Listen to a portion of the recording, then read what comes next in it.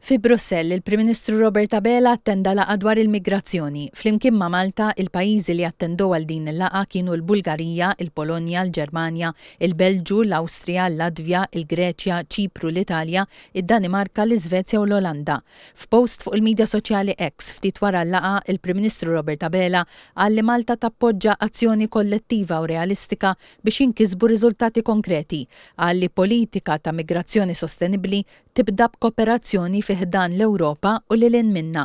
Intant, il-Kunsill Ewropew approva 19 il-pakkett ta' sanzjonijiet kontra r-Russja u qal li fl-isfond li fl-aħħar ġimgħat ir-Russja komplet ħarxet l-aggressjoni tagħha fl-Ukrajna u attakkat nies u infrastruttura pajżana li ħallew effett fuq l-enerġija, l-ilma u l-faċilitajiet tas-saħħa, jaqbel li jsaħħaħ il-kontroll ta' ċaqliq ta' diplomatiċi Russi madwar pajjiżi fl-Unjoni Ewropea u li jieħu iktar miżuri kontra dawk responsabbli mill-ħtif ta' tfal Ukreni.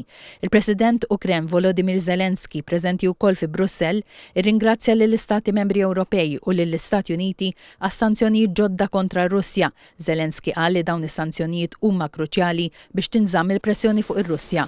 Matul dan is-summit ġie diskuss il-pjan tal-Kummissjoni Ewropea biex jintużaw assi Russi friżati li jinsabu l-Belġu biex jiġu finanzjati id-difiża u l-bini mill-ġdid ta' l-Ukrajna. Jidher li dwar dan hemm reżistenza mill-Prim Ministru Belġan li qabel is-summit qal li jekk it-talbiet u l-garanziji li qed jitlob ma jkunux sodisfatti se jwaqqaf dan il-pjan. Fl-indirizz lil mexxejja Ewropej waqt is-summit, il-President tal-Parlament Ewropew Roberta Metsola saħqet li l-Parlament se jirsisti biex ir-regoli Ewropej ikunu aħjar, aktar sempliċi u faċli għan-negozji u għan-nies billi jnaqqas il-burokrazija.